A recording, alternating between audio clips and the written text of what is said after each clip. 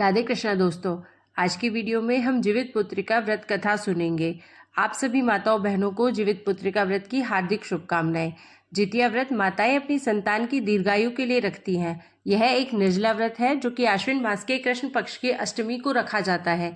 मान्यता है कि इस व्रत को पूरी श्रद्धा से करने और जितिया व्रत की कथा को पढ़ने और सुनने वाली महिलाओं के बच्चे खुशहाल होते हैं और उनकी आयु लंबी होती है। अब आइए कथा श्रवण करते हैं, लेकिन उससे पहले आपसे एक अनुरोध है कि अगर वीडियो अच्छी लगे तो प्लीज़ वीडियो को लाइक करें और चैनल को सब्सक्राइब करें। जीवित पुत्रिका व्रत की पौराणिक कथा। एक बार नैमिषारण्य के निवासी ऋषियों ने संसार के कल्याण हेतु सूत जी से पूछा कि हे सूत जी, कराल कली काल में लोगों के बालक किस तरह दीर्घ आयु होंगे, सो कहिए। सूत जी बोले कि जब द्वापर का अंत और कलयुग का आरंभ था, उसी समय बहुत सी शोकाकुल स्त्रियों ने आपस में सलाह की कि क्या इस कली में माता के जीवित रहते पुत्र मर जाएंगे। जब वे आपस में कुछ निर्णय नहीं कर सकी तब गौतम जी के पास पूछने के लिए गई। जब उनके पास पहुंची तो उस समय गौतम जी आनंद के साथ बैठे थे। उनके सामने जाकर उन्होंने मस्तक झुकाकर प्रणाम किया। तत्पश्चात स्त्रियों ने पूछा कि हे प्रभु, इस कलयुग में लोगों के पुत्र किस तरह जीवित रहेंगे। इसके लिए कोई व्रत या तप हो तो कृपा करके बताइए। इस तरह उनकी बात सुनकर गौतम जी बोले कि आपसे मैं वही बात कहूंगा जो मैंने पहले से सुन रखी है। गौतम जी ने कहा, जब महाभारत युद्ध का अंत हो गया और द्रोण पुत्र अश्वत्थामा के द्वारा अपने बेटों को मरा देखकर सब पांडव बड़े दुखी हुए तो पुत्र के शोक से व्याकुल होकर द्रौपदी अपनी सखियों के साथ ब्राह्मण श्रेष्ठ धौम्य के पास गई और उसने धौम्य से कहा कि हे विपेंद्र, कौन सा उपाय करने से बच्चे दीर्घायु हो सकते हैं, कृपा करके ठीक ठीक कहिए। धौम्य बोले कि सतयुग में सत्य वचन बोलने वाला, सत्य आचरण करने वाला समदर्शी जीमूत वाहन नामक एक राजा था। एक बार वह अपनी स्त्री के साथ अपने ससुराल गया और वहीं रहने लगा। एक दिन आधी रात के समय पुत्र के शोक से व्याकुल कोई स्त्री रोने लगी, क्योंकि वह अपने बेटे के दर्शन से निराश हो चुकी थी। उसका पुत्र मर चुका था। वह रोती हुई कहती थी कि हाय, मुझ बूढ़ी माता के सामने मेरा बेटा मरने जा रहा है। उसका रुदन सुनकर राजा जीमूत वाहन का तो मानो हृदय विदीर्ण हो गया। वह तत्काल उस स्त्री के पास गया और उससे पूछा कि तुम्हारा बेटा कैसे मरा है। बूढ़ी ने कहा कि गरुड़ प्रतिदिन आकर गांव के लड़कों को खा जाता है। इस पर दयालु राजा ने कहा कि माता, अब तुम रो मत, आनंद से बैठो, मैं तुम्हारे बच्चे को बचाने का यत्न करता हूँ।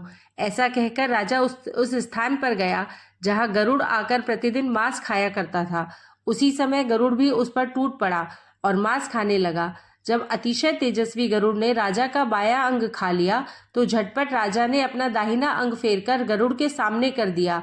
यह देखकर गरुड़ जी ने कहा कि तुम कोई देवता हो, कौन हो तुम, मनुष्य तो नहीं जान पड़ते।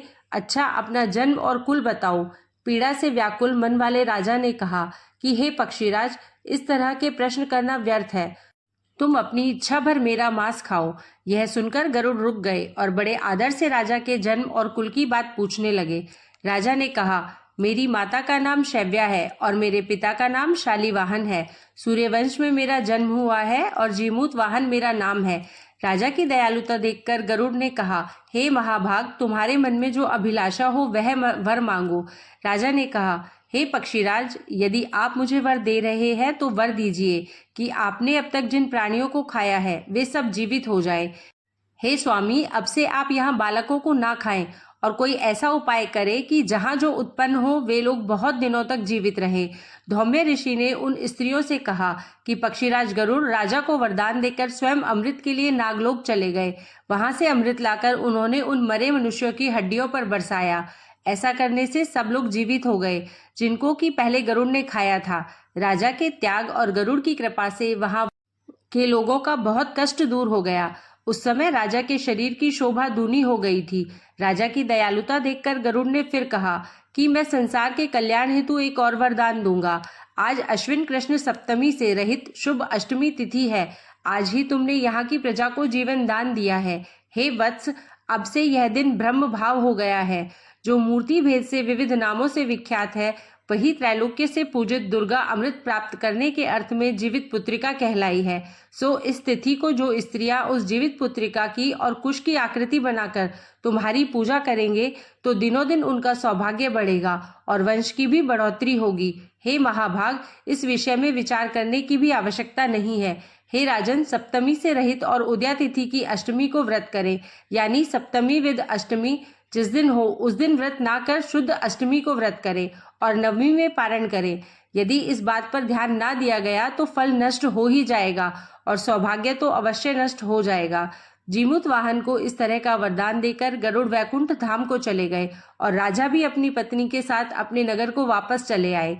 धौम्य द्रौपदी से कहते हैं कि हे देवी, मैंने यह अतिशय दुर्लभ व्रत तुमको बताया है। इस व्रत को करने से बच्चे दीर्घायु होते हैं। हे देवी, तुम भी पूर्वोक्त विधि से यह व्रत और दुर्गा जी का पूजन करो, जो तुम्हें अभिलाषित फल प्राप्त होगा। मुनिराज, धौम्य की बात सुनकर द्रौपदी के हृदय में एक प्रकार का कौतूहल उत्पन्न हुआ और पूर्वासिनी स्त्रियों को बुलाकर उनके साथ यह उत्तम व्रत किया। गौतम जी ने कहा, यह व्रत और इसके प्रभाव को किसी एक चील ने सुन लिया और अपनी सखी सियारिन को बतलाया।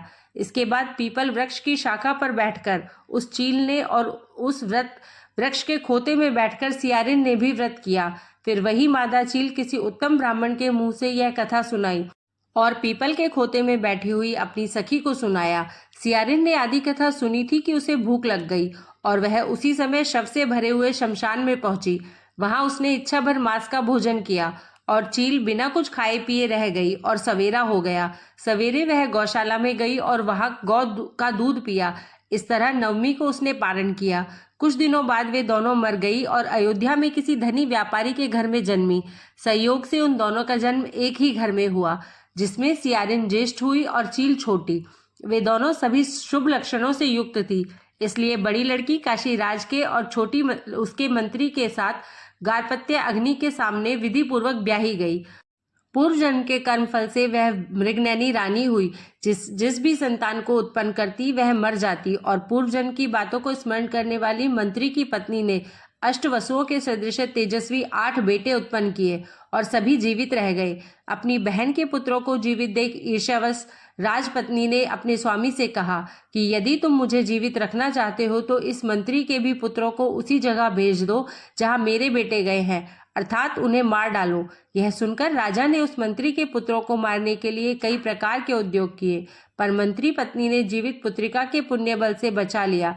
एक दिन राजा ने अपने आदमियों से उन पुत्रों का सिर कटवाकर पिटारी में रखवाया और वह पिटारी उनकी माता यानी मंत्री पत्नी के पास भेज दिया, किंतु वे 8 सिर बेशकीमती जवाहरात हो गए और भले चंगे वे 8 लड़के अपनी माता के पास वापस चले गए। उनको जीवित देखकर राजपत्नी को बड़ा विस्मय हुआ। अंत में वह मंत्री की पत्नी के पास आई और उसने पूछा कि बहन, तुमने कौन सा ऐसा पुण्य किया है जिससे बार बार मारे जाने पर भी तुम्हारे बेटे नहीं मरते। इस पर मंत्री की पत्नी ने कहा कि पूर्व जन्म में मैं चील थी और तुम सियारिन थी। हमने और तुमने साथ साथ जीवित पुत्रिका का व्रत किया था। तुमने व्रत के नियमों का भली भांति पालन नहीं किया था और मैंने किया था। इसी दोष से हे बहन, तुम्हारे बेटे नहीं जीते हैं और राजरानी, अब भी तुम उस जीवित पुत्री का व्रत को करो तो तुम्हारे बेटे दीर्घायु होंगे। मैं तुमसे सच कह रही हूँ। उसके कथन अनुसार रानी ने व्रत किया, तभी से उसके कई बेटे सुंदर और दीर्घायु होकर बड़े बड़े राजा हुए। सूत जी कहते हैं कि सब प्रकार का आनंद देने वाला मैंने यह दिव्य व्रत बतलाया। स्त्रियां चिरंजीवी संतान चाहती हो तो विधि पूर्वक यह व्रत करे। प्रेम से बोलिए जीमूत वाहन भगवान की जय। अब आइए श्रवण करते हैं चील और सियारन की जितिया व्रत कथा। नर्मदा नदी के पास एक कंचनवटी नाम का नगर था। वहां के राजा का नाम मलय केतु था। उसी नर्मदा नदी के पश्चिम और बालूटा नाम की मरुभूमि थी, जिसमें एक विशाल पेड़ पर चील रहती थी और उसी पेड़ के नीचे एक सियारन भी रहती थी। चील और सियारन दोनों ही पक्की सहेलियां थी। कुछ महिलाओं को जितिया व्रत करते देखकर चील और सियारन ने यह व्रत करने का संकल्प लिया और दोनों ही भगवान श्री जीमूत वाहन की पूजा और व्रत करने का प्रण ले लिया। जिस दिन दोनों को व्रत रखना था, ठीक उसी दिन शहर के एक बड़े व्यापारी की मृत्यु हो गई और उसका दाह संस्कार वहीं मरुभूमि पर हुआ। मुर्दा देखकर सियारिन को भूख लगने लगी और वह खुद को रोक नहीं पाई, जिसके कारण उसका व्रत टूट गया। परंतु चील ने खुद पर संयम रखा और पूरी श्रद्धा और नियम से अपना व्रत पूरा किया। उस सियारिन ने तो मुर्दा खाया था, इसलिए उसका व्रत खंडित हो गया। वह सियारिन मुर्दा घाट पर से एक हड्डी उठाकर ले आती है और वह अपने मान में छिपाकर धीरे धीरे रात को खाने लगती है। तब चील ने सियारिन से कहा, हे सियारिन बहन, तुम क्या खा रही हो? कटकट की आवाज आ रही है। तब सियारिन ने कहा, हे चील बहन, मैं क्या बताऊं, दिन भर से भूखी हूँ और रात को भी भूखा रहना पड़ रहा है। मैं करवट बदल रही हूँ तो मेरी हड्डियां कटकट बोल रही हैं। मैं कुछ खा थोड़ी ही रही हूँ। यह सुनकर चील ने कहा, हो सकता है बहन, तुम्हारी हड्डियां ही बोल रही होंगी। उस चील ने सोचा कि उसकी बहन सियारिन सत्य बोल रही है। इस प्रकार से सुबह होती है और चील ने अपना पारण पूरा किया। चील ने तो अपना व्रत पूरा किया था, इसलिए उसके बच्चे जियाक्षय हो गए और वहां पर सियारिन ने अपना व्रत भंग कर लिया था और उसने हड्डी खा ली थी, तो उसके पुत्र मुआक्षय हो गए, अर्थात मृत्यु को प्राप्त हो गए। और वहां पर चील अपने बच्चों के साथ आनंद पूर्वक रहने लगी। कुछ समय बाद इन दोनों की मृत्यु होती है, तो अगले जन्म में दोनों सहेलियों ने पुत्री के रूप में एक ब्राह्मण परिवार में जन्म लिया। उनके पिता का नाम भास्कर था। चील बड़ी बहन और सियारिन छोटी बहन बनी। बड़ी बहन का नाम शीलावती रखा गया और उसका विवाह बुद्धिसेन के साथ हो गया। छोटी बहन का नाम कपूरावती रखा गया और उसका विवाह उस शहर के राजा मलय केतु से हुआ और छोटी बहन कंचनवटी नगर की रानी बन गई। अब भगवान जिमूत वाहन के आशीर्वाद से बड़ी बहन शीलावती को 7 पुत्र प्राप्त हुए, लेकिन कपूरावती के पुत्र जन्म लेते ही खत्म हो जाते थे। कुछ साल बाद शीलावती के 7 पुत्र बड़े हो गए और राजा के दरबार में काम करने लगे। उन्हें देखकर कपूरावती के मन में ईर्ष्या और जलन की भावना उत्पन्न हो गई। इस ईर्ष्या की भावना में कपूरावती ने राजा से कहकर शीलावती के 7 बेटों के सर कटवा दिए। फिर उन 7 सरों को साथ में बर्तन में ढककर रख दिया। यह देखकर भगवान जिमूत वाहन ने मिट्टी की सहायता से 7 भाइयों के सर बनाए और सभी सिरों को धड़ से जोड़कर उस पर अमृत छिड़क दिया, जिसके कारण वे 7 भाई फिर से जीवित हो गए और घर लौट आए। रानी ने जो कटे सर भजवाए थे वह सब फूल बन गए। कपूरावती समाचार पाने को बहुत व्याकुल थी, लेकिन जब उसे इस बात का पता चला तो वह अपनी बड़ी बहन के घर गई और वहां सबको जीवित देखकर आश्चर्य में पड़ गई और बेहोश हो गई। जब कपूरावती को होश आया तो उसने अपनी बड़ी बहन से यह सारी बात बताई।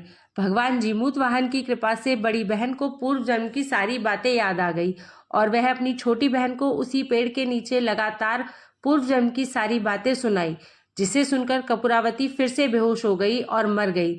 जब राजा तक इस बात की सूचना मिली, उन्होंने उसी जगह पर पेड़ के नीचे कपूरावती का दाह संस्कार कर दिया। बड़ी बहन इस जन्म में भी अपने पुत्रों के साथ सुखी पूर्वक रहने लगी और अपना जीवन व्यतीत करते हुए वृद्धावस्था में भगवान को प्रिय हो जाती है और मृत्यु को प्राप्त होती है। अगले जन्म में फिर से छोटी बहन जो सियारिन थी उसने जन्म लिया और उसे वह सारी बातें याद थी। इस जन्म में उसने भगवान जिमूत वाहन की पूजा की और ज्योतिया का व्रत किया। इसके फल से उसे पुत्र रत्न की प्राप्ति हुई। उसके सारे पाप मिट गए और वह पुत्रवती हो गई। इस जन्म में वह अपना जीवन आनंद पूर्वक बिताने लगी। प्रेम से बोलिए जय हो जतिया माई, जय हो जिमूत वाहन भगवान। आइए अब श्रवण करते हैं जितिया व्रत की दूसरी पौराणिक कथा, जिसको सुनने मात्र से सभी मनोकामनाएं पूर्ण हो जाती है और संतान को लंबी आयु प्राप्त होती है। एक समय की बात है, समस्त शिवगण कैलाश पर्वत पर स्थित शिवजी और माता पार्वती के पास आते हैं और उन्हें प्रणाम करके पूछने लगते हैं कि हे भोलेनाथ, हे माता पार्वती, आज हम आपके पास जितिया व्रत का महात्म्य सुनने के उद्देश्य से आए हैं। यह जितिया व्रत क्या है और इस व्रत को करने से कौन सा फल प्राप्त होता है? आज हमने पृथ्वी लोक पर विचरण करते समय एक आश्चर्यजनक घटना देखी कि एक बूढ़ी स्त्री अपनी गोद में अपने जवान पुत्र की मृत शरीर को लेकर विलाप कर रही थी। तभी उसने जितिया माँ को सौगंध दी कि अगर उसने सच्चे मन से जितिया का व्रत किया है तो उसका पुत्र जीवित हो जाए। हे भोलेनाथ, हे माता पार्वती, तभी हमने देखा कि उस बुढ़िया माई का पुत्र आश्चर्यजनक रूप से जीवित हो उठा और वहां उपस्थित सभी लोग जितिया माई की जय जयकार करने लगे। शिवजी ने कहा, हे मेरे प्रियगणों, आज तुमने संसार के कल्याण के उद्देश्य से जितिया व्रत के उत्तम महात्म्य को सुनने की इच्छा प्रकट की है। इस महात्म्य को सुनने मात्र से लोगों के संपूर्ण पाप भस्म हो जाते हैं। इस व्रत को सुनने वाला कभी दरिद्र नहीं होता। इसे सुनने से ही जितिया व्रत पूर्ण होता है, जिससे प्रसन्न होकर जितिया माता स्त्रियों को सदा पुत्रवती रहने का आशीर्वाद दे देती है। तो आज मैं आपको जितिया व्रत के उत्तम कथा को सुनाने जा रही हूँ। इसे पूरी श्रद्धा तथा भक्ति भाव से पूरा अवश्य सुनिए। तब समस्त शिवगण शिव पार्वती जी के संवाद को सुनने लगे। प्रेम से बोलिए, जीमूत वाहन भगवान की जय, जितिया माई की जय। दो बहनें थी, एक का नाम मंगला और दूसरी का नाम सुमंगला था। दोनों का भाग्य अलग अलग था। मंगला गरीब और बहुत दुखी रहती थी। सुमंगला अमीर थी और हमेशा सुखी रहती थी। दोनों एक ही गांव में रहती थी। मंगला सुमंगला के घर में काम करती थी, साफ सफाई करती थी, खाना बनाती थी और जो खाना बच जाता था वह खाना मंगला सुमंगला को दे देती थी। इसी तरह मंगला का घर चलता था। समय बीतता गया। दोनों के बच्चे थे। मंगला के 2 पुत्र थे और सुमंगला के भी 2 पुत्र थे। जब जितिया का व्रत आया तो दोनों मिलकर जितिया का व्रत रखती हैं। मंगला सुमंगला के घर में काम करती थी। व्रत के दिन मंगला ने सुमंगला के घर जो चावल फटका था, अर्थात जिस चावल को साफ किया था, उसमें से जो खुर्दी निकला वह अपने लिए रख लिया और साफ चावल सुमंगला को दे दिए। फिर मंगला साग को चुनती है और पत्तियों को डंठल से अलग करती है। बढ़िया साग सुमंगला के लिए रख दिया और जो डंठल था वह अपने लिए रख लिया। अब मंगला ने सुमंगला के घर सारा खाना बना दिया और अपने घर बची हुई खुर्दी और साग का डंठल लेकर चली गई बनाने के लिए। खुर्दी का चावल और डंठल का साग बनाकर वह खाना अपने बच्चों को खिलाकर और खुद भी खा लिया। उसके बाद मंगला सोने चली गई। आधी रात में एक बूढ़ी स्त्री उसके घर पर आकर दरवाजा खटखटाती है तो मंगला पूछती है, कौन है? तब बुढ़िया माई बोलती है, बेटा हम हैं। मंगला उठकर दरवाजा खोलती है और पूछती है, अम्मा आप कौन हैं और आपको क्या चाहिए? इतनी रात में आप यहाँ किस लिए आई है? बुढ़िया माई बोलती है, बेटा मुझे बहुत भूख लगी है, कुछ खाने को दे दो। मंगला उसे घर के अंदर ले जाती है और कहती है, हम लोग बहुत गरीब हैं। आज मैंने खुर्दी का चावल और डंठल का साग बनाया है, क्या आप इसे खाएंगी? तो बुढ़िया माई कहती है, हाँ क्यों नहीं खाऊंगी, हमें बहुत भूख लगी है, हमें जो कुछ भी दोगी मैं वही खा लूंगी। मंगला अंदर जाकर खुर्दी का चावल और डंठल वाला साग लाती है और बुढ़िया माई को खाने के लिए दे देती है। बुढ़िया माई खाना खाने के बाद कहती है, मुझे अच्छे से कुछ दिखाई नहीं देता, इतनी रात के अंधेरे में मैं अपने घर कैसे जाऊंगी? तो मंगला कहती है, कोई बात नहीं, आप यहीं पर सो जाइए, सुबह अपने घर चले जाइएगा। तो बुढ़िया माई मंगला के घर में ही सो जाती है। थोड़ी देर बाद उठकर बूढ़ी माई बोलती है, बेटा मेरा पेट दर्द हो रहा है, मुझे दीर्घ शंका लगी है, कहाँ करूं? तो मंगला कहती है, मेरे घर में बाथरूम नहीं है, इसलिए आप उधर कोने में कर लीजिए। बुढ़िया माई पूछती है, बेटा भर भर करे या छरछर करे? मंगला नींद में थी तो वह कहती है, माताजी भर भर कर दो, मैं सुबह साफ कर दूंगी। फिर थोड़ी देर बाद बूढ़ी अम्मा पूछती है कि बेटा मैं अपने हाथ कहाँ साफ करूं? तो मंगला कहती है, आप मेरे सर में अपने हाथ को साफ कर लीजिए। अब जब सुबह होती है तो मंगला को यह सब सपने जैसा लगता है कि सोते समय मुझे कोई सपना आया होगा। वह ज्यादा कुछ नहीं सोचती और नदी में नहाने के लिए चली जाती है। जब वह नदी में नहाती है और अपने बालों को धोती है तो उसके बालों से होते हुए जो पानी बहता है वह सोने का पानी होता है। आसपास की सभी महिलाएं यह देखकर चकित हो जाती हैं और कहती है, मंगला तुम्हारे बालों से तो सोने का पानी गिर रहा है, क्या बात है? फिर क्या था? उसे रात की सारी बात याद आ जाती है। वह दौड़कर अपने घर की ओर भागती है, यह सोचकर कि उसका घर दीर्घ शंका से गंदा हुआ होगा, पहले उसको साफ करना होगा। जब वह अपने घर जाती है तो देखती है कि घर के हर कोने में ढेर सारा सोना बिखरा पड़ा है। यह देखकर मंगला बहुत ही खुश हो जाती है और सोचती है कि जीमूत वाहन भगवान की कृपा से जो मेरे घर रूप धारण करके आए थे और मुझे इतना आशीर्वाद दिया, अब मंगला धनवान हो गई थी। अब मंगला सुमंगला के घर जाना और काम करना बंद कर देती है। मंगला अब अपना व्रत पूरा करती है और अपने पुत्र से कहती है कि जाओ मौसी के घर से तराजू लेकर आओ, यह नापने के लिए कि यह सोना कितना है। बच्चा बहुत खुशी से सुमंगला मौसी के घर जाता है और तराजू मांगता है। सुमंगला पूछती है कि तराजू से क्या नापना है? तो बच्चा बोला, मेरे घर में बहुत ढेर सारा सोना है, उसी को माँ नापेगी। सुमंगला कहती है, खाने के लिए तो तुम्हारे घर कुछ है नहीं और तुम्हारी माँ सोना नापेगी, मुझसे झूठ कहते हो। तो बच्चा कहता है, नहीं मौसी, मैं झूठ नहीं बोल रहा हूँ। सुमंगला सोचती है कि जब मंगला ने तराजू मांगी है तो कुछ ना कुछ तो जरूर ही नापेगी, इसलिए वह तराजू के पीछे गोंद लगा देती है ताकि मंगला जो भी नापे वह थोड़ा सा इसमें चिपक जाए। बच्चा तराजू लेकर अपने घर आता है और मंगला जब तराजू पर सोना नापती है तो सोने का छोटा सा टुकड़ा उस गोंद में चिपक जाता है। जब बालक तराजू लौटाने जाता है तो सुमंगला उसको उलट पलट कर देखती है तो उसे तराजू में सोना लगा हुआ मिलता है। सुमंगला सोचती है उसके घर में जरूर कहीं से सोना आया होगा, इसलिए वह कई दिन से काम पर भी नहीं आ रही है। सुमंगला उसके घर जाकर देखती है कि यह सोना कहाँ से आया। जब सुमंगला मंगला के घर जाती है तो उससे पूछती है कि तुम्हारे पास इतना सारा सोना कहाँ से आया जिसके लिए तुमने तराजू मंगाया था नापने के लिए। मंगला उस रात की सारी कहानी अपनी बहन सुमंगला को बताती है। मंगला का मन एकदम सच्चा था, इसलिए वह सब कुछ बता देती है, लेकिन सुमंगला के मन में लालच आने लगा और ईर्ष्या होने लगी कि मंगला के पास अब हमसे भी ज्यादा धन आ गया। अब अगले साल मैं भी जितिया में खुर्दी का चावल और डंठल का साग ही बनाऊंगी। साल भर बीता, फिर अगले साल जितिया का व्रत दोनों बहनों ने रखा। सुमंगला के पास हर तरह का सुख था और धन भी था, फिर भी वह जितिया के दिन चावल फटक कर साफ चावल फेंक देती है और खुर्दी अपने पास रख लेती है। साग को तोड़कर पत्तियां फेंक देती है और डंठल अपने पास रख लेती है और फिर वही बनाती है।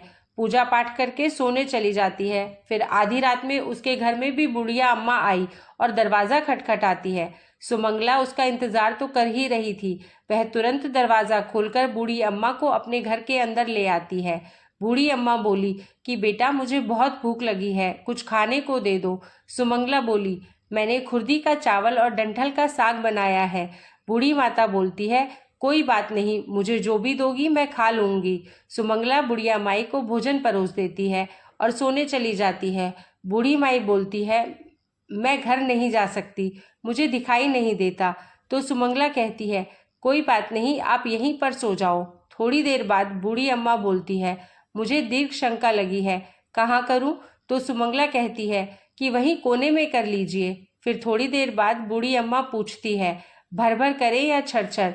इस पर सुमंगला को याद नहीं आता है कि मंगला ने क्या बोला था।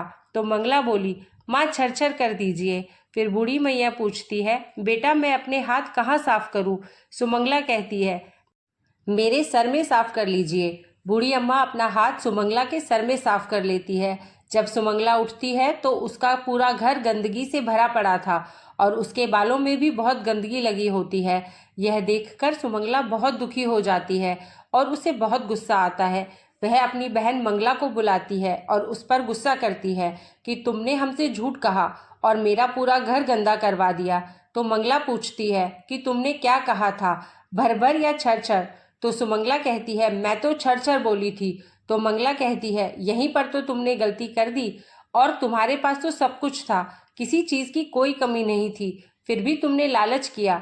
मेरे पास तो कुछ भी नहीं था, तुम्हारे पास सब कुछ था। तुम्हारे घर जीमूत वाहन भगवान भेष बदल कर आए, लेकिन फिर भी तुमने उन्हें अच्छा खाना नहीं परोसा। मेरे पास तो कुछ भी नहीं था, इसलिए मैंने उन्हें खुर्दी का चावल और डंठल का साग परोसा था। तुमने अपने घर आए भगवान का अपमान किया। सब कुछ रहते हुए भी तुमने साग और भात खिलाया। तुम्हारे पास सब कुछ होते हुए भी तुम्हें लालच नहीं करना चाहिए था, इसलिए तुम्हारे साथ बुरा हुआ। सुमंगला को अपनी गलती का पछतावा हुआ और वह दुखी मन से अपने घर चली गई। जैसा उसने किया वैसा उसने फल पाया। प्रेम से बोलिए, जय हो जितिया माता। हे जीमूत वाहन भगवान, जिस प्रकार आपने मंगला को दिया उस प्रकार सबको देना। जिस प्रकार आपने सुमंगला को दिया वैसा किसी को मत देना। कहानी कहने वाले, सुनने वाले तथा हुंकार भरने वाले को पुत्र, धन तथा सुख शांति प्रदान करना। बोलिए जीमूत वाहन भगवान की जय। जितिया माता की जय।